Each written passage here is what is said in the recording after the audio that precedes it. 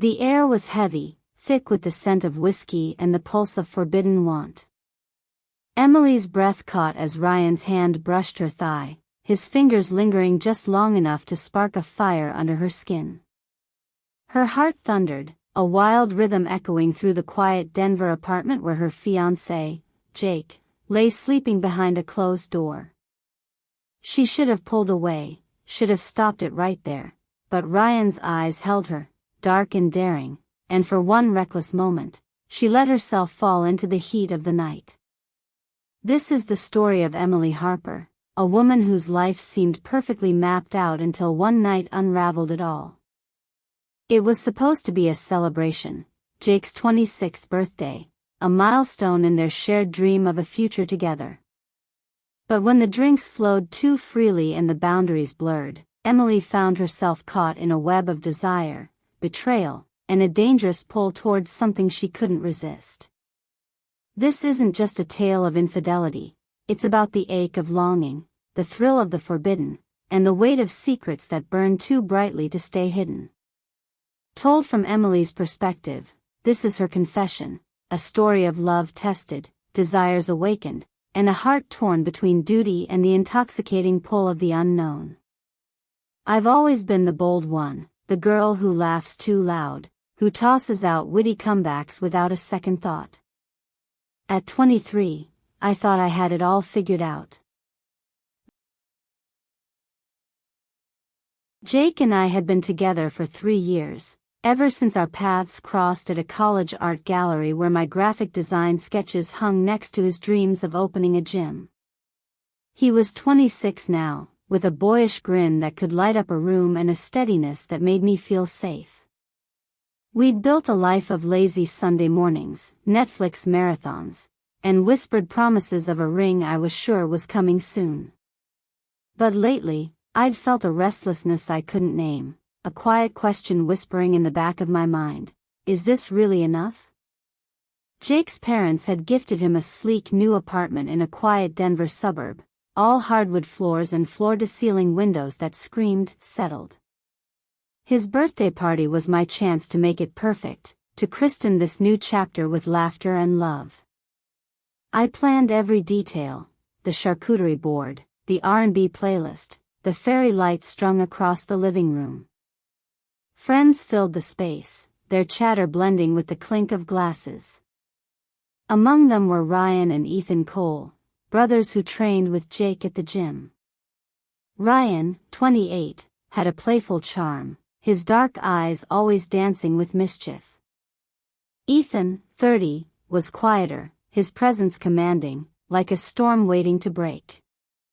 Then there was Mason Reed, Jake's best friend since high school, 25, with a sharp wit and a habit of watching everything from the sidelines, his hazel eyes catching more than he let on. The night started like any party, loud, messy, joyful. Jake, usually careful with his drinks, let the whiskey take over, his laughter booming as he slung an arm around me. I loved seeing him like this, unguarded, but I noticed the way Ryan's gaze lingered on me, the way Ethan's quiet intensity seemed to follow my every move. Mason, leaning against the kitchen counter, tossed out jokes that made me laugh a little too hard.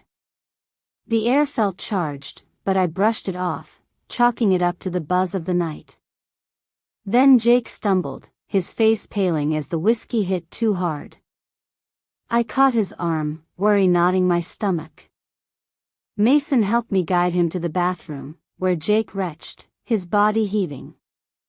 We cleaned him up, his mumbled apologies breaking my heart, and tucked him into bed. His snores filled the room as I closed the door, leaving the party behind. Most of the guests had trickled out, their goodbyes quick, until it was just me, Ryan, Ethan, and Mason. The apartment felt smaller now, the air thick with something I couldn't name. We gathered around the coffee table, a half-empty bottle of whiskey glowing under the dim lights. My shorts hugged my thighs, my crop top leaving a sliver of skin exposed, and I felt their eyes on me, not accusing, but curious, heavy with intent. They offered to help clean up, and I didn't say no, grateful for the distraction. We laughed as we stacked plates, the mood light despite Jake's absence. But the whiskey loosened our tongues, and the conversation turned daring.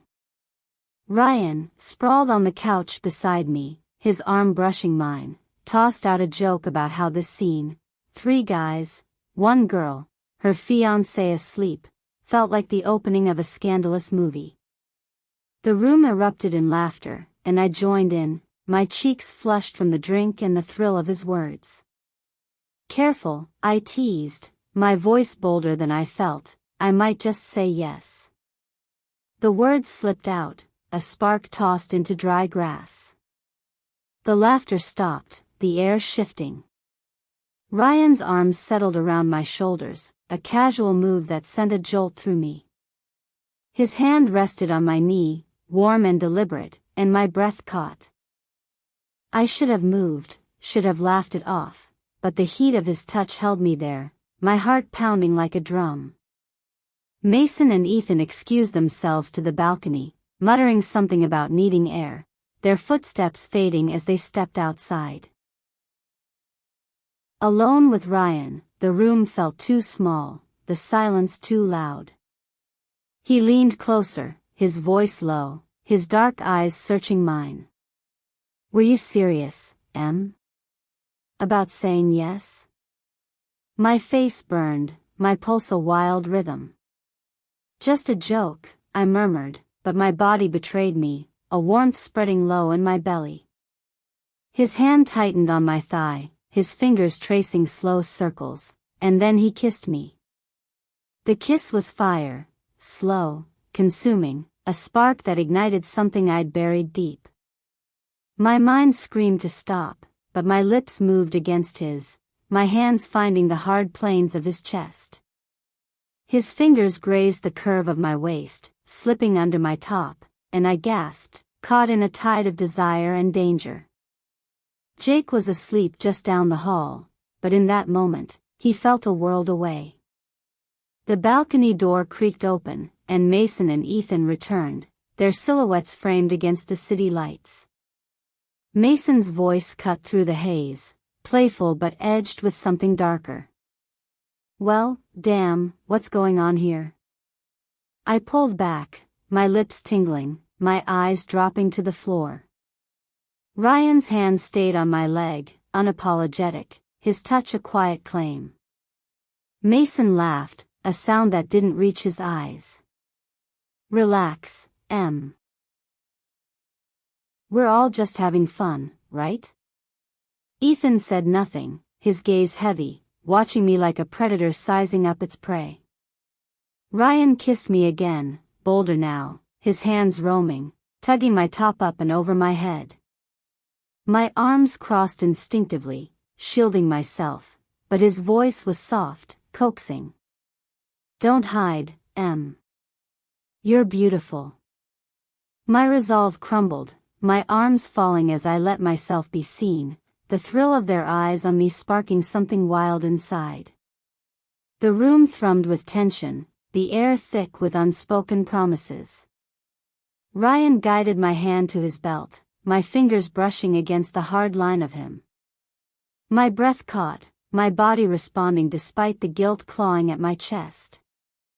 Ethan stepped closer, his presence commanding, his hand unzipping his jeans with a slow, deliberate motion. I froze, my pulse racing as he stood before me, his scent earthy, unfamiliar, intoxicating. His hand cupped the back of my neck, guiding me closer, and I let myself give in, my lips parting as I surrendered to the moment. Ryan's hands were on me now, sliding my shorts down, his touch igniting my skin. He explored me with a reverence that made me shiver, his breath hot against my thigh as he knelt before me. The room spun, my senses overwhelmed by the press of bodies, the heat of their attention.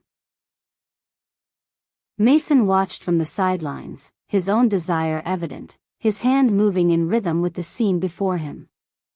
The boundaries blurred, the night a fever dream of hands and whispers. Ethan's voice broke through, low and commanding. On your knees, Em. I obeyed, my body moving as if pulled by an invisible thread, my heart pounding with a mix of shame and exhilaration. Ethan's touch was firm, filling my senses, while Ryan's hands guided me, their movements a dance of desire I couldn't resist.